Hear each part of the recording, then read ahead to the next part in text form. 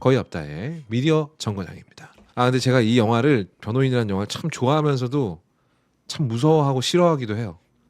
너무 울어요 이거 볼 때마다. 네. 예.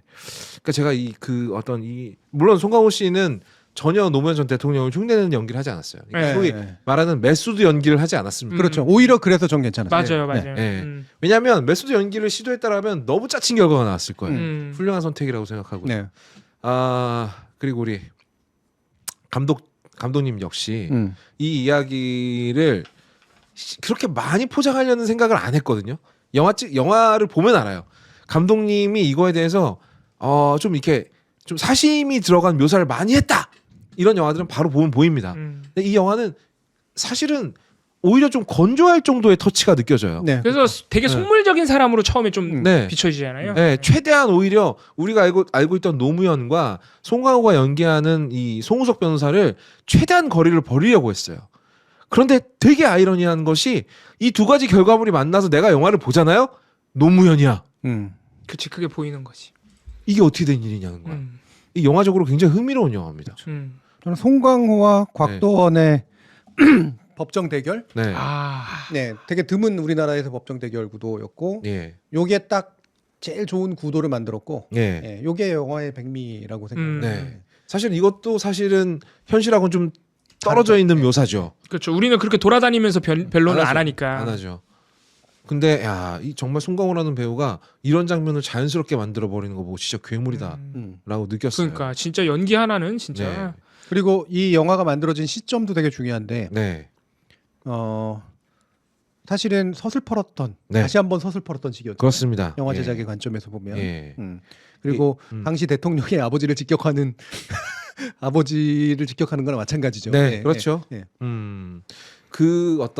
그래서인지 이 감독도 죄송합니다. 양우석 감독님도 전두환을 대놓고 보여주지 않아요. 네. 아예 안 나오죠 영화 안에서는. 벽에 걸려 있는 사진으로. 사진으로만 나오죠. 네. 근데 확실하게 지나가면서 확실하게 보여주기는 해요. 네. 어쨌든 그래서 이 송우석 변호사의 이야기를 다룬 영화 변호인입니다. 제가 이 영화를 볼 때마다 눈물이 터지는 이유는 제가 부채감이 좀 있는 것 같아요. 그리고 미안함도 좀 있어요. 노무현 대통령에 대한. 네, 내가 이 사람에 대해서 너무 무지했구나. 예. 왜냐하면 제가 정치에 관심이 생긴 건 노무현 대통령이 돌아가시고 난 이후였거든요. 그래서 그러니까 지금 와서는 그런 생각이 드는 거죠. 좀 미리 알았으면 미약 하나만라도 조금이라도 도움이 되지 않았을까? 왜 우리는 이런 사람들이 이렇게 끊임없이 불행하게 죽어가는 세상에서 여전히 살고 있나라는 생각이 계속 들어서 좀 괴로워요. 예. 이 영화를 보는 게. 상당히 많은 분들이 그럴 거예요. 네. 상당히 많은 분들이. 정말 저는 죽었다 깨어나도 못 갈 곳에 가 있는 사람이거든요. 예. 자, 줄거리 소개가 뭐 의미가 있을지는 모르겠습니다. 봉우리 자연스러운 줄거리 소개 부탁드려요. 제가 진행은 되게 잘하는데 줄거리 소개는 잘 못하는 경향이 있는데, 일단 이게 아까 제가 속물적으로 보인다 그랬잖아요. 영화 초반에. 그러니까 불임 사건을 우연히 맡기 전까지는 이 송우석 변호사가 사실은 부동산 사무실에서 할 법한 일로, 그렇죠. 변호사가 그걸로 돈을 많이 버는 약간 컴플렉스도 있는 사람이죠. 예. 대학을 나오지 못했다는 고졸. 네. 그래서 합격해서 그걸로 돈을 많이 벌어서 본인이 과거에 참 공부할 때 어려웠을 때 자기가 이게 막리를 해서 아파트 짓는 일을 했을 때 꼭 살려고 마음먹었던 아파트를 사기도 하고, 그렇게 해서 잘 나가는데 본인을 잠깐 도와줬다고 해야 되나요? 그 식당 아주머니 밥을 줬죠. 안 내고 튀었죠. 그렇지. 도와줬다고 보기도 어렵지. 튀었지 그냥. 이제 그 아주머니에 대한, 그 어머니에 대한 이제 부채감이 항상 있어서 이렇게 갚아드리러 갔는데 거기서 이제 아들이 어떤 일을 겪게 되는 거를 그러니까 어머니가 와서 호소를 하죠. 아들이 이렇게 했다. 내가 아는 법조인이 너밖에 없다. 이렇게 호소를 하면서 그 아들이 좀 부당하게가 아니고 불법적으로, 완전 부당하게, 불법적으로 연행됐다는 사실을 알고 변호를 하게 되고, 그게 영화 안에서는 정확하게 뭐라고 나오더라? 부항님 사건. 맞아요. 다른 이름으로 나오지만 이제 그 사건을 변호하게 되면서 법정 드라마로 이제 이어지게 되고, 그래서 송우석 변호사라는 사람이 어떻게 보면 각성하는 좀 계기를 네. 잘 보여줬다. 네. 에서 정치인으로 네. 재탄생하는 과정을 보여주는 그렇습니다. 네. 때가 이제 1981년입니다. 1981년이라고 하면 시대적으로 광주 민주화 운동 그 다음 해예요. 그러면 여기서 첫 번째 드는 생각은 이거였거든요. 광주에서 그렇게 많은 사람이 죽었는데 전두환은 전혀 반성을 하지 않았군. 그럼요. 네. 오히려 좀 부족했다라고 느꼈을 거예요. 네. 확실하게 간첩으로 몰아서 죽인 사람이 부족했다라는 그런 말도 안 되는 생각을 전두환은 했었던 것 같아요. 여러분들이 이제 우리는 광주에 관련된 영화를 이제 많이 또 보시고 그러니까 네. 그리고 그 사건의 실체만 알면 뭐 너무나 격분할 수밖에 없는 네. 그런 사건이지만 그 시대를 살았던 사람들의 기억으로 보면요. 네. 광주는 완전히 고립된 곳이었어요. 그 이후로도. 네. 네. 누구도 광주에 대해서 대놓고 얘기할 수도 없었지만 얘기도 못했어요. 모르니까. 모르니까. 모르니까. 네. 이른바 너머너머라고 하는 그 책이 나오면서 네. 퍼지고 광주 비디오라고 하는 게 나오면서 퍼진 거죠. 그거는 80년대 중후반의 일입니다. 맞아요. 거의 87년까지 가서야. 예. 거의 그 80년 근처까지 가야지만 그 얘기들이 나오기 시작해요. 네. 80년에 그 끔찍한 사건이 있고 나서 한 5년 정도는 광주라는 게 있었어? 약간 좀 이상한 일이 좀 있었지. 간첩이 좀 네. 들어왔지. 네. 이렇게 생각하고 아니, 실제로 감시를 엄청 했다면서요. 네. 막 사람 붙여. 부산에 사시는 분들이라면 더더욱이나 그랬겠죠. 네. 네, 호남하고의 또 안 좋은 감정까지도 있고 그러니까. 네. 네. 교류가 없으니까 네. 원래다가. 그러니까 그 광주에 거님이 자연스럽게 느꼈듯이 이 영화가 일부러 그렇게 연출을 안 한 게 아니라 네. 광주의 흔적이 안 느껴져. 네. 네. 이 영화 안에 보면. 네. 네. 부산은 태평성도예요. 어떻게 광주를 겪은 나라가 이런 상태였을까? 그렇지. 네. 예. 네. 그러니까 이게 정말 열받는 게 당시 전두환은 성공했던 거예요. 음. 광주 민주화 운동을 진압하는데 성공했던 겁니다. 완전히 은폐하기도 네. 했고. 네. 근데 자기가 대통령이 되고 나서는 몇 건 더 필요했던 거예요. 왜냐하면 몇 건 더 터트려야 광주 민주화 운동까지 세트로 같이 묻어버릴 수 있거든. 그래서 계획한 겁니다. 이 사건은. 그래서 계속 네, 학생들, 간첩단을 예. 만들어서 정말 고약한 게 가장 힘없고 가장 못 사는 사람들. 그래서 책 살 돈이 없어서 책을 돌려보던 야학 기댈 곳이 없는 사람들을 잡아다가 기획 수사를 때립니다. 기획 수사는 별것도 아니에요. 그냥 야 보글이 일로 와 머리채 잡고 끌고 와. 간첩 만들기지. 예. 그리고 한 2달 동안을 애를 두드러 패. 원하는 대답이 나올 때까지 두드러 패기만 해. 그때 당시에 이제 이근한이 막 싹을 틔울 시절이었는데 당시에 새로 개발된 고문 기법들이 많았어요. 사람 얼굴에 수건을 얹고 물을 붓잖아요. 그럼 이제 숨을 못 쉬어서 고통스럽지 않습니까? 여기서 한 단계 업그레이드된 게 남영동 1985라는 영화 보면 예. 나오는데 한 단계 업그레이드된 게 고춧가루를 맞아요. 뿌리고 그 위에 짬뽕물을 붓는 거예요. 예. 이러면 고춧가루가 팩까지 들어갑니다. 사람이 진짜 장애인이 되는 거야 순식간에. 네. 그런 짓을 막 해. 그리고 뭐 통닭이라 그래가지고 나무에다가 매달아가지고 다리를 꼬아서. 팔다리를 꽈서 네. 매달아 버리면 통닭구이. 예, 그럼 이제 머리만 대롱대롱 하면서 이제 앞뒤로 흔들리잖아요. 그러면서 이제 퍽퍽 때리면서 막 야, 너 왜 니네 둘이 가르쳐 줬는데 똑같이 안 써? 이러면서 막 두드려 패는 거예요. 그리고 그런 사건을 만들어 결국 간첩단 사건을 만들어서 하고자 하는 게 뭐였냐? 이거 봐라. 우리는 국가 전복의 위기에 있다. 그렇지. 우리는 계속 아직- 간첩이. 우리는 네. 아직 전쟁 중이고 북한은 호시탐탐 우리를 노리고 있다. 그러니까 우리는 과거에 있었던 일 다 묻고 하나로 단결해야 된다. 심지어 거기에 호응하는 우리나라 애들이 있다. 그렇지. 이게 더 이제 그렇죠. 예. 나만의 예. 네. 그 결과로 일어난 게 불임 사건입니다. 예, 아무 죄도 없는 사람들이었었어요, 진짜로. 그러니까 물론 그 당시에 그 검사로 참여했던 사람들 또 판사로 참여했던 사람이 여전히 예, 그 왜 나중에 발언하잖아요. 예, 빨갱이들 맞았다고. 네. 나는 아직도 우리나라에 그러죠. 간첩이 있다고 믿는다고. 그 대표적인 사람이 고영주 변호사라고 그죠? 고영주 변호사. 예, 네. 대표적인 공안 판사죠. 아니 심지어 네. 빨갱이고 공안 간첩 검사. 만약에 조금이라도 소지가 있었다고 쳐도 네. 이래도 돼요? 여기다가 물 집어넣는 게 네. 그러니까 맞아요? 불법 연행해가지고. 네. 예. 거기서 아주 기가 막힌 논리가 나오죠, 각도원이. 왜 증거가 없냐고 물어보니까 저 악독한 빨갱이 새끼들이 증거를 안 남겼대. 그러면 못 잡아가 증거 없으면. 그럼 못 잡아야 되는 거 아닙니까? 증거가 없는데? 네. 근데 국보법이래. 내가 딱 보면 안 되는 거야. 그 논리로 사람을 잡아다가 막 죽이던 시절이었다고. 그게 생각해 보면 제가 한 살 때니까 50년도 안 됐어요. 42년 됐습니다. 42년. 당시에 근데 그 약자들 편에 섰던 사람의 외로운 사람의 얘기예요. 그러니까 저는 이 영화에서 양호석 감독이 송우석 변호사를 그릴 때 가장 큰 테마를 외로움이라고 잡았다라고 생각해요. 처음에 외로웠거든요. 왜냐하면 다들 막 좋은 대학 나와가지고 변호사 된 사람들 틈사 구해서 이 사람은 혼자 고졸이었어요. 그 상황을 타개하기 위해서 돈 버는 쪽으로 방향을 틀게 됩니다. 근데 돈을 다 벌고 나니까 이제 나도 뭔가 의미 있는 일을 하고 싶었던 거죠. 그래서 했던 게 요트 타는 거였습니다. 뭐 의미 있는 일을 하고 싶어서 바로 민주화운동에 투신한 게 아니에요. 그런데 도저히 묵과할 수 없는 일을 보고 이 사람이 그 불임 사건에 간첩으로 몰린 사람들을 변호하면서 벌어지는 이야기입니다. 네. 저는 그 사건에서 결국은 송우석 변호사가 못 이기잖아요. 네. 못 이기잖아요. 결국엔 애들 감옥 가고 네.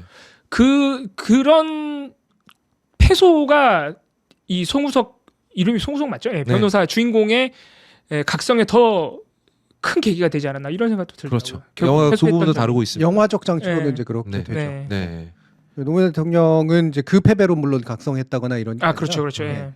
차츰차츰 이제 접점을 넓혀가면서 이제 각성을 하게 되는데 네. 원래대로라면 원래 이제 잠시 이제 자신의 세속적인 삶을 추구했으나 원래 기질이 그럴 수가 없는 사람이었던 거고. 네. 음.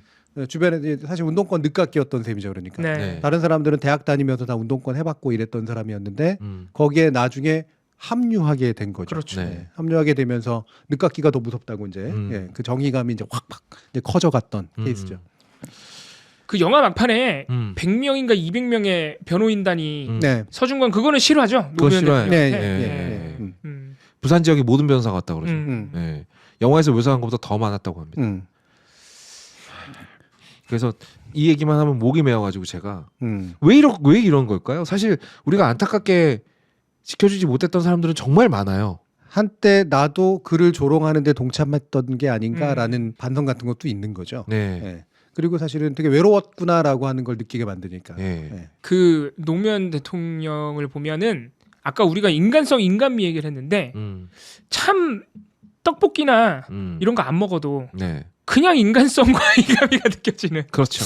이런 대통령 얻기가 쉽지 않다. 네. 꼭 우리나라뿐만이 아니고. 네. 근데 우리가 그렇게 인간성 넘치고 정말 인간미 넘치는 그런 대통령을 너무 폭력적으로 잃었기 때문에 네. 그래서 더 마음이 아픈 거 아닐까? 왜 보통 대통령은 굉장히 거리가 멀게 느껴지는데 이 노무현 대통령만의 또 그런 그래도 될 것 같아요. 친근감이 있었다. 예. 사실은 이게 오늘의 뭐 이 그 변호인을 얘기하는 게 노무현 대통령 개인의 어떤 개인사를 얘기하려고 하는 건 아니기 때문에 이 얘기를 자세하게 할 필요까지는 없다고 보지만요. 네.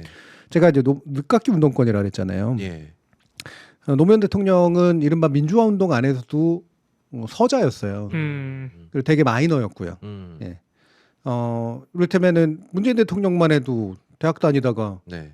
운동권 하다가 운동권이라고 이제 학생 시위하고 이제 이러다가 그렇죠. 잡혀가가지고 그 전력 때문에 감옥에 갔는데 감옥에서 사실을 붙어버려가지고 네. 예, 근데 판사는 임용이 안 됐던 이런 케이스 아닙니까? 2등으로 붙었다 그랬죠. 예, 예. 맞아요. 그래서 이제 이런 이력 같은 게 다 사실은 뭐냐면 커리어예요. 운동권에도 그게 커리어거든요. 아, 그렇죠. 예. 그 사람에게 좀 더 뭐랄까 리더십을 부여하는 정당성을 부여하는 경력 같은 거라고. 예. 왜냐하면 운동권이라고 하는 게 뭐 그 안에 그 운동권의 적폐를 가지고 또 요즘 또 쓸데없이 얘기를 많이 하는데 적폐도 있죠. 어느 집단에 그런 그렇죠. 게 적폐가 어디나 없겠습니까? 그럼요. 예. 이게 적폐라고 하는 엘리트주의나 적폐 같은 건 다 있어요. 근데 이걸 한번 뒤집어서 한번 생각해 보세요. 그래도 엘리트였던 사람들이 엘리트의 길을 안 걷고 자신의 이력을 내팽개치는 것에 투신하는 일을 하게 된 게 여러분도 쉽게 할 수 있을 것 같아요. 그러니까 절대 못해요. 예. 그때라면 훨씬 더 잘 성공할 수 있었는데 아이고. 조금만 눈 감으면은 지금보다도 훨씬 부귀영화의 어떤 길, 영달의 길이 있었는데 맞아요. 한쪽 눈만 감으면 돼. 한쪽 눈. 그게 너무 어려운 일이기 때문에 그런 분이 많지가 않은 거예요. 우리나라가 시민의 운동으로, 그러니까 시민의 어떤 힘으로 실질적으로 민주화를 이룬 건 1987년이에요. 1960년은 학생의 힘으로 한 겁니다. 네. 그 학생도 학생 다수였겠어요? 당연히. 용기가 있고 서울연고대하고 그 당시에 보면 물론 중대도 있고 그러긴 하지만 그 당시 대학생단은 엘리트예요. 엘리트. 또는 준 엘리트라고. 음. 그 사람들이 그나마라도 나선 겁니다. 예, 그러니까 시민 전체 혁명이 되지 못하는 거잖아요. 그리고서 60에서 70년대에서 80년대 사이 20년간의 그 박정희 기간은 엘리트가 두 개로 갈라져요. 하나는 박정희한테 충성해가지고 먹고 사는 엘리트. 네. 예, 결국은 일제 때 했던 것처럼. 예. 근데 다른 한쪽은 뭐냐면 야, 이건 좀 그렇지 않냐. 이게 자유주의적 성향의 엘리트입니다.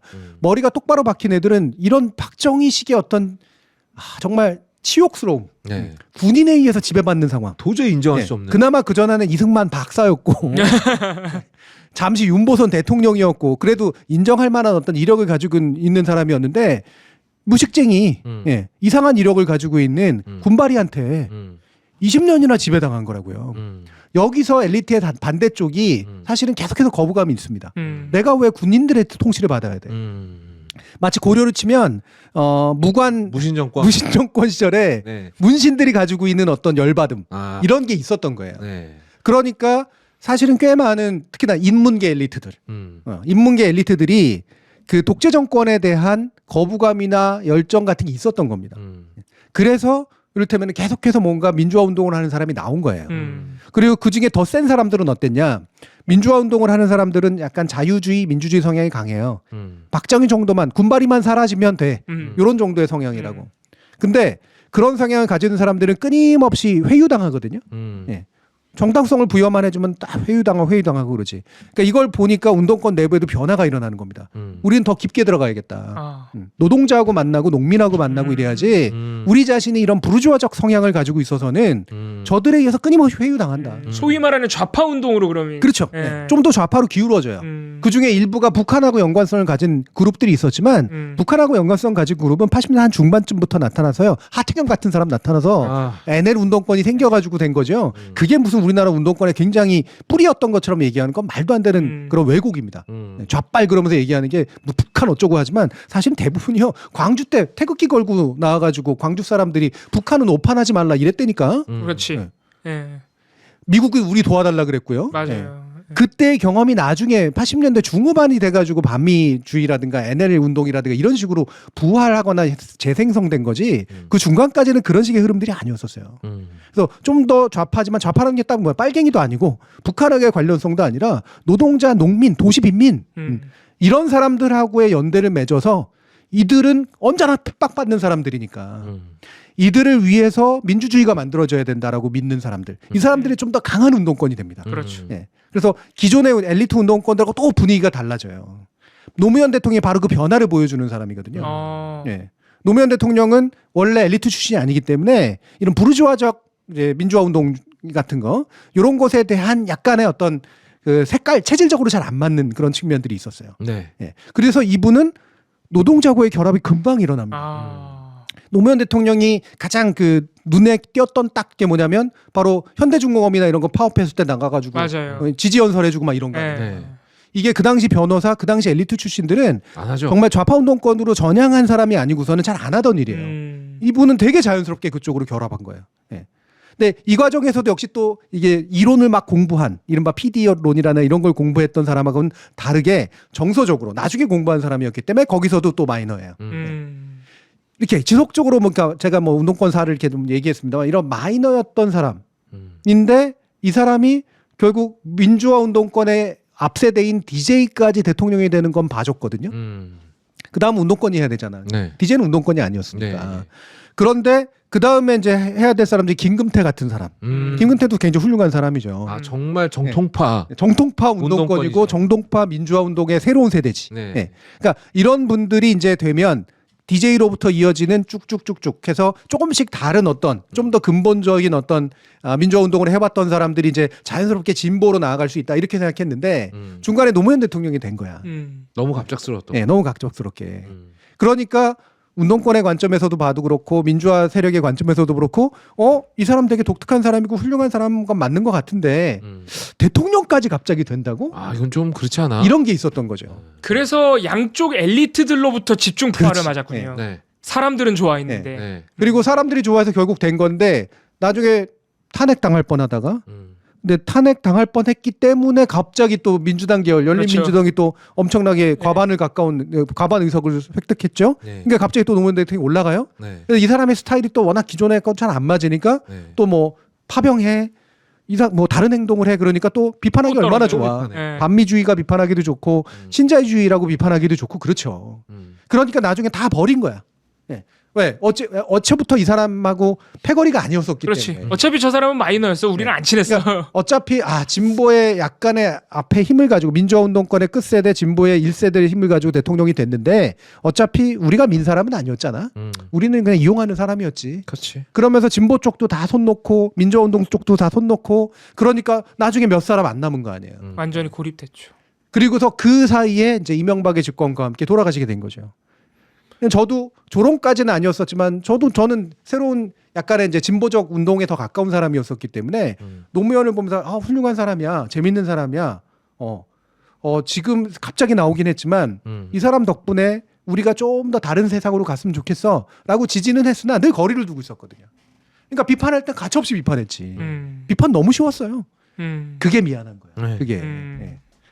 저는 잘 모르는데 주변 사람들 얘기 듣고 나도 모르게 그러니까 그렇게 따라서 비판하고 왜 네. 조롱하기 좋거든. 쉽거든. 무섭지 않거든. 네, 안 무섭거든. 국민들 다수도 그 당시에는 언론 영향 많이 받았을 때고 맞아요. 여기저기 박혀 있는 다양한 리더들의 영향을 받게 되기 때문에 네. 저들이 한꺼번에 손가락질하면 같이 서주기가 흔들리죠. 그런 거야. 네, 그냥 맞아요. 뒤로 빠지는 거지. 말을 네. 잘 못해. 침묵의 나선이라고 이제 부르는 거잖아요. 네.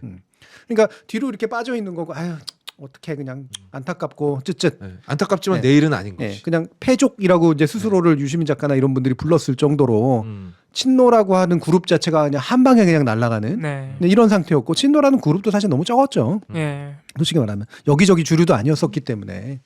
그리고 실제로 노무현 대통령이 약간 아마추어적으로 정치한 부분도 분명히 있었고 정책상에 비판할 수 있는 요소도 되게 많았죠. 근데 제가 알겠죠. 쉬운 비판이었다니까. 그러니까. 그렇게 쉽게 비판하고 나니까 그렇게 외롭게 돌아가게 만든 상황에서 나의 쉬운 비판이 양심에 찔리는 거야. 예. 국민들은 더 찔리죠. 예. 국민들은 그때 내가 사실 뭐 나는 운동권도 아니었고 어디 연관도 없었던 사람인데 그냥 서주기만 해도 되는데. 믿어주면 되는 거였는데 왜 나는 뒤에 빠져 있었을까? 물론 이런 생각이 또 우리를 드는 거고. 적극적으로 속인 세력들이 있어요. 예. 근데 그게 너무 멍청하고 미웠던 거지. 너무 미안했어요. 그래서 돌아가시고 나서 한동안 저도 좀 정신이 멍했던 기억이 납니다. 그럼 이제 이런 얘기를 좀 해보고 싶은데 물론 노무현 대통령이 비판하기 쉬운 사람이었던 건 맞아요. 그리고 그걸 본인이 싫어하지도 않았고요. 근데 왜 조롱은 그런 쪽으로 향하게 되는 걸까요? 근데 이제 예를 들면 노무현 대통령은 어떤 측면이 있는 거냐면 그때의 조롱이라고 하는 건 깜이 아닌 게 위에까지 올라간 거야. 그러니까 쉬워 보이는 거죠. 엄청 계급적인 그런 인식이 있었구나 그런 사람들이. 그렇죠. 예. 이게 DJ만 해도 그러지 못했거든요. 예. DJ는 선생님이었잖아요. 네. 선생님으로 불렸기 때문에. 이거 건드릴 수가 없었죠, 그 양반. 기존에 있는 어떤 대통령도 전두환 뭐 이렇게 전대가리 그러면서 뭐 문어대가리 뭐 이러면서 운동 밑에서 이제 국민들이 놀렸지. 물론 전두환은 무서웠지만 조롱할 거리가 좀 있었죠. 많았죠. 예. 근데 우리가 대부분은 대통령 정도 급이 되는 사람들한테 우리는 권위주의를 굉장히 오래 살았기 때문에 이런 식으로 대놓고 조롱하고 함부로 그러지 못했습니다. 근데 그게 처음으로 깨진 게 노무현 맞아요. 대통령이었어요. 그리고 학벌도 없고 그 집안도 한미하고 이런 사람은 짓밟아도 돼. 비난해도 돼. 대통령이고 뭐고. 뭐 이런 아주 좀 정근대적인 사고도 있는 것 같고. 저 사람 선거에서 대통령까지 했잖아. 그럼 욕 좀 먹어야지 뭐. 근데 전두환 욕은 못해. 그렇지. 무서우니까. 힘이 무서우니까. 있으니까. 그래도 굳이 제가 약간 냉정하게 얘기하면 노무현 대통령은 말도 되게 잘하고 글도 잘 쓰고 연설이나 이런 것도 굉장히 잘하고 똑똑하고 나중에 가서 이제 뒤늦게 공부도 많이 해가지고 사시가 붙었을 뿐만 아니라 이제 이를테면 굉장히 학습 능력이 좋은 사람이라 되게 많이 따라잡았어요. 예. 엘리트 운동권들보다 더 깊이 있는 이해를 이제 하는 쪽으로 이제 많이 한 10수년간 쫙 바뀌어 왔거든요. 그리고 대통령 하면서도 많이 공부했고. 그래서 나중에 가보면 이 사람이 도달한 식견의 수준이 굉장히 높았어요. 확실히 보면 그 당시 정책 짠 거라든가 이런 것들을 보면 좀 성급하게 한 측면도 없지는 않았었지만 근데 그거를 표현하고 풀어나가는 정치력의 어떤 무난함이랄까 그다음에 고도의 정치술 이런 것들은 확실히 이제 높은 편은 아니었었어요. 그러니까 이게 어떻게 하면 약간 뭐 좀 비겁합니다만 야비함으로 치환될 수 있는 거 아니겠습니까? 그러니까 그렇죠. 잘 이용해서 네. 구렁이 담 넘어가듯이 아무도 모르게 하거나 아니면 반대를 할 수 있는 꺼덕지를 아예 없애버리고 그렇죠. 아니면 되게 무섭게 하거나 네. 권력은 무서워야 되거든. 무서울 때 딱 무섭고 막 무섭고 난 다음에 환하게 웃으면 누구나 다 무릎 꿇거든요. 군대 고참. 딱 그런 식이죠. 이게 되게 참 마키아벨리즘적인 거긴 합니다만 권력의 속성을 이해할 필요는 있어요. 제가 볼 때는 민주 권력이건 봉건 권력이건 간에 권력은 동일한 면이 있거든요. 그리고 그걸 국민 스스로가 요구합니다. 아무리 시민의 의식 수준이 높아져도. 그러면 권력을 권력답게 쓸 필요는 있었어요. 근데 지나치게 이상적이었던 면이 그렇죠. 있었죠. 예. 선의를 너무 믿었다니까. 심지어 그때 당시 그러니까 그때 한나라당이었나요? 한나라당. 네. 한나라당. 한나라당. 연정까지 하자고 했잖아요. 네. 그 정도로 믿음이 인간성에 대한 믿음이 있었다. 믿음이 있었지. 있었고 네. 우리나라에서 만약에 됐었다면 상당히 큰 정치적인 이벤트 그러니까. 사건이 됐을 가능성이 높습니다. 예. 그리고 실제 한나라당이 약간 무서웠던 것도 있어요. 그렇게 해서 잡혀 먹힐 것 같은 느낌이 드니까. 음. 네. 그러니까 안 했죠. 네. 음. 근데 그런 거는 저는 그 자체는 저는 성급했다고 생각하지는 않습니다. 다만 그걸 이룰 만한 동원력이 없으니까 그러니까 이제 생기는 자기 문제죠. 편이 없었네. 그러니까 국민의힘, 국민의힘 그러니까 그렇지만 국민들이나 시민들의 지지를 등에 업고 가장 확실한 자신들의 어떤 이데올로그들, 그렇죠? 사실 안희정이니 뭐 이런 사람들은 너무 작은 존재들이었거든요. 그렇지. 그럴 때는. 예, 힘이 없잖아요. 그러니까 이게 사실은 김근태 같은 사람, 예. 네. 이런 사람들과 동맹을 맺고 그러면서 뭔가 이렇게 같이 밀어붙이는 힘을 만들었었다면 지금보다 훨씬 나았겠죠. 그러니까. 예. 근데 그게 안 돼서 생긴 문제가 있긴 있답니다. 근데 그러다 보니 뭐 아무나 다 조롱하는 이제 그런 사람이 된 거지. 예. 변호인이란 영화가 또 벌써 한 10년 이상이 지났지만은 네. 이게 법조인에 대해서 법조인이 원래 이런 사람이지 하는 그런 모습을 보여준 것도 좀 사람들한테 소구하지 않나 이런 생각도 네. 음. 일부러 변호사가 아닌 변호인이라고 네. 이제 네. 쓴 것도 좀 의미가 있고 변호인이란 모른직이 무엇을 변호해 줘야 되는가에 대해서 얘기하고 싶었던 것도 물론 있었겠죠. 네. 그러니까 국가가 폭력이 됐을 때 그 폭력이 인권을 이제 짓밟을 때 그 앞에서 막아줘야 되는 사람 그게 변호인이다라고 하는 그 메시지를 준 거기는 하지만 사실은 그게 뭐 잘 짜여져서 그렇게 한 건지는 잘 모르겠습니다만 효과 중에는 노무현의 성장기잖아요. 이게 네. 결과적으로 노무현의 성장기인데 그렇죠. 누구나 성장캐는 있거든요. 이른바. 노무현의 성장은 뭐가 달랐을까? 그리고 뭐가 다른 의미로 만들어졌을까? 네. 저는 그 부분이 이제 이 영화가 저한테 던지는 게 굉장히 중요한 퀘스천이거든요. 이 노무현 대통령이 이제 그 변호인 역할을 하면서 이제 결국 바뀌게 된 건 이렇게 말도 안 물론 이제 가까운 사람이 겪은 그런 말도 안 되는 일이지만 동시에 뭐냐면 변호인으로서의 본질이잖아요. 네. 변호인 이런 거 하라고 한 건데 나는 지금 부동산으로 돈 벌려고 하고 있었지만 변호사 모임에 나타났을 때 그렇게 거들먹거리던 서울대 법대 출신들부터 해가지고 사법고시 붙었던 그런 엘리트입네 하면서 막 술 먹고 다니고 막 나 되게 무시하고 했던 맞아. 사람들이 왜 이런 기본적인 일을 안 하지? 아, 에 대한 굉장히 강한 각성이잖아요. 그러네. 예. 그러니까 법이 법대로 안 쓰이고 있다는 얘기잖아. 음. 변호인사라는 직업이 변호사라는 직업에 맞게 안 쓰이고 있다는 얘기잖아요. 그렇게 똑똑하고 공부 잘하고 엘리트라는 사람들이 네. 법의 본질, 변호사의 본질을 하는 놈이 아무도 없다는 얘기잖아요. 알고 보니까 자기 일을 하는 애가 없어. 그리고 그걸 무슨 사는 기술 정도로 막 포장을. 그렇지. 그러면서 자기는 돈 벌려고 했더니 와 무슨 수준 낮은 짓 맞아. 한다고. 네. 변호사가 무슨 그따위 짓 하냐고. 무슨 엄청난 저열한 짓을 하고 있는 것처럼. 오히려 그거는 위법도 아니었잖아요. 당연히 완전하게 그럼 변호사가 해야 될 일이잖아요. 근데 그게 독점 구조를 가지고 있었으니까 그따위 일 안 해도 먹고 살 수 있었던 거지. 예.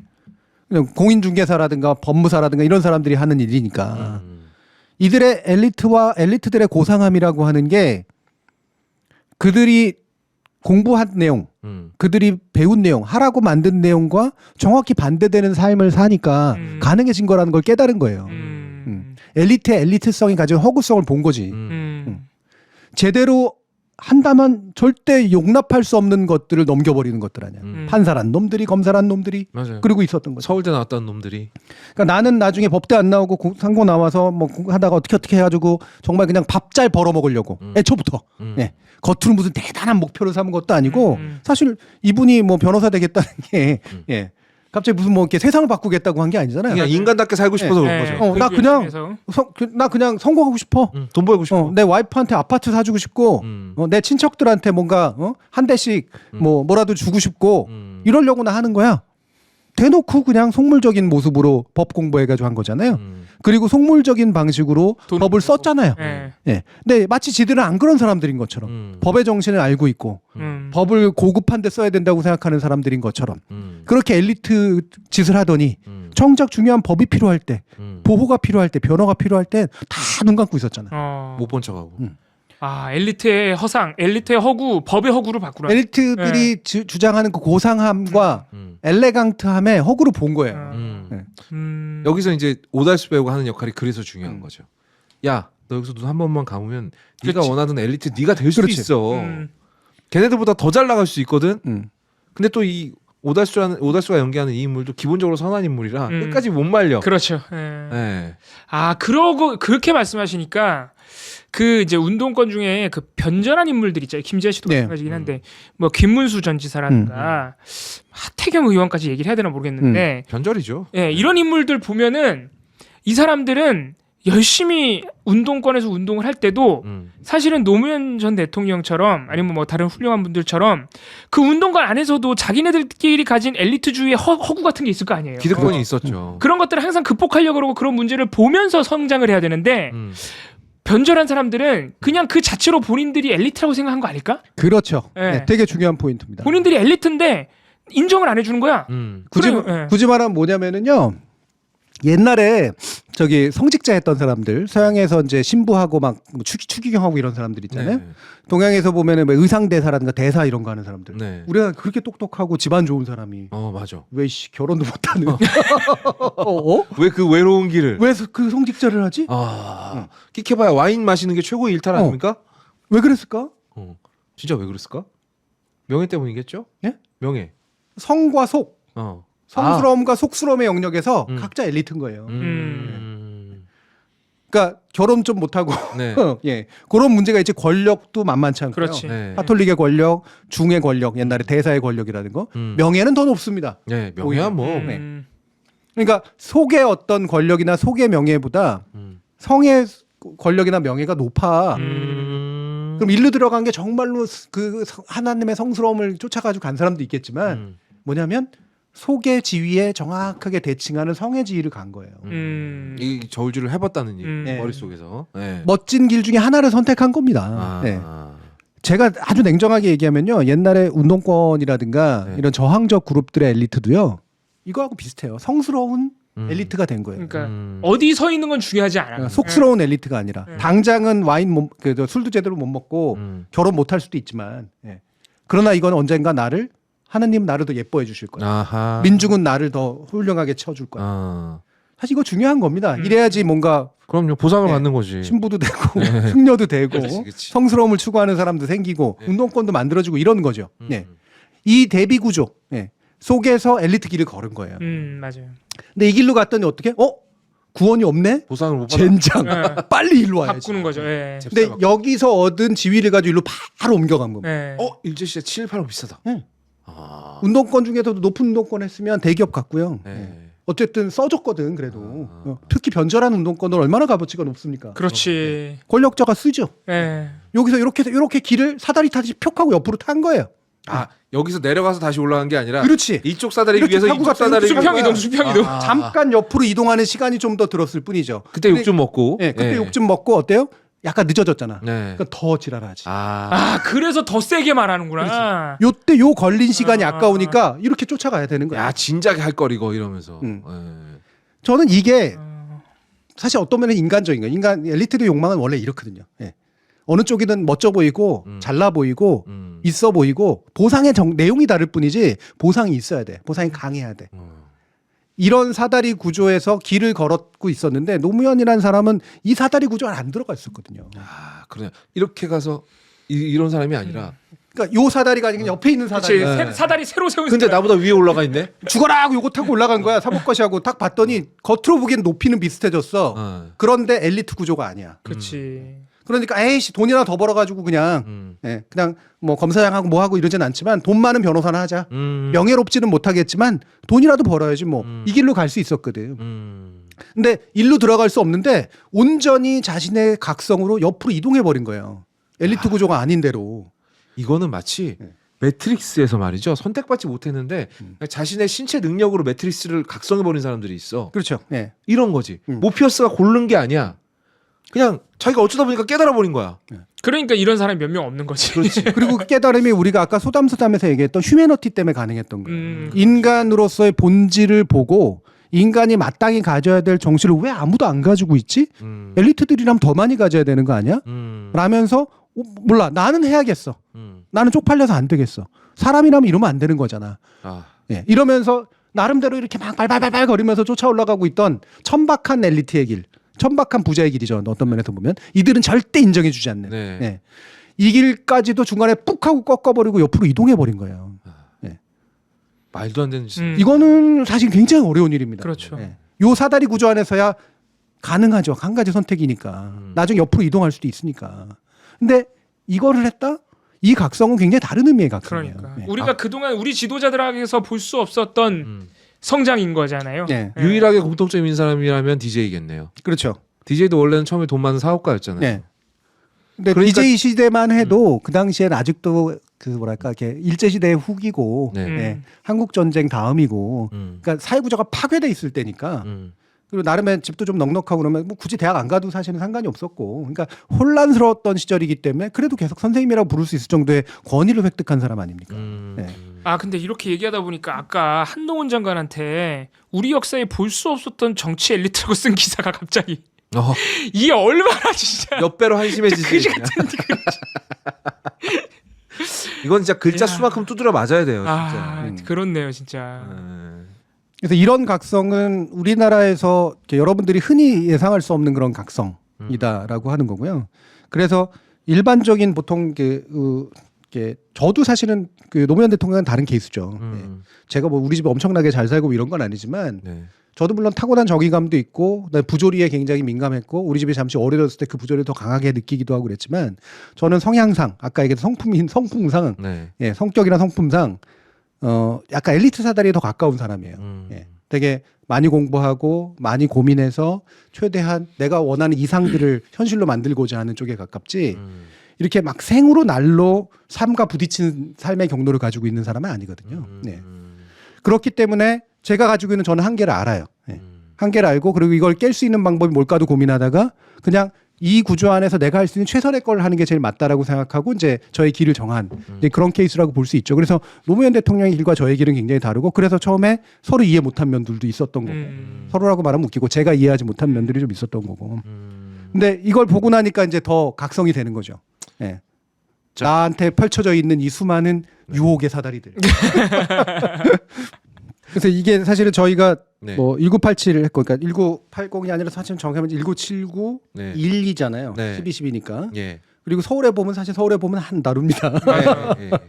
안 근데 나와. 서울의 봄을 다룬 물론 영화도 없습니다만, 네. 예, 여기고 그리고 훅 하고 건너뛰어서 그것의 실질적 결과물, 네. 실제로 봄이 왔던 1980년 6월을 네. 다뤘잖아요. 예. 이걸 다시 땡겨가지고 중간에 뭐 85년으로 갈 수도 있고 예. 81년으로 갈 수도 있는데 네. 또는 80년으로 정확히 돌아갈 수도 있죠. 예. 저는 근데 광주는 영화로 다루지는 않을 생각이에요. 예. 광주는 물론 영화로 덕분에 이렇게 했지만 서울의 봄 같은 경우는 영화로 쫙 요약해주면 좋지만 네. 광주는 영화로 요약해서 볼 문제는 아니고요. 네. 여러분들 광주는 직접적으로 압니다. 사람 그렇게 죽은 거에 대해서. 네. 예. 그러니까 나머지는 공부하세요. 맞습니다. 광주는 철저하게 공부하시는 게 훨씬 네. 더 필요하고 4.3도 마찬가지예요. 네. 4.3은 또 너무나 처참한 사건이기 때문에 네. 4.3도 공부하고 광주도 공부해야 돼요. 왜? 둘 다 묻힌 사건이거든. 상당히 묻힌 사건. 4.3이 상대적으로 더 많이 묻혔어요. 네. 네. 지금도 진상 규명할 게 많이 남아 있죠. 네.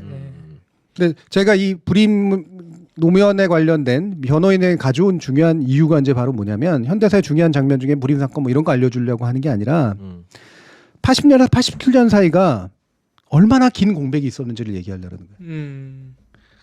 그러니까 서울의 봄이 막 좌절되고 서울역 회군이 있었고, 근데 그나마 운동권들은 살아 있었으나 그 운동권들 이렇게 때려잡힌 거거든요. 네. 불임 사건.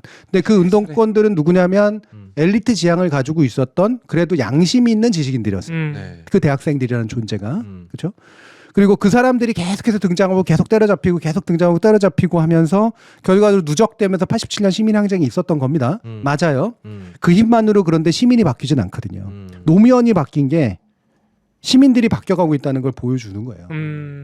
다만 노무현은 일찍 바뀐 거고 그렇지. 바뀌기 힘든 사람이 바뀐 거지. 그리고 그게 굉장히 일종의 메시아적인 측면이 있는 거죠.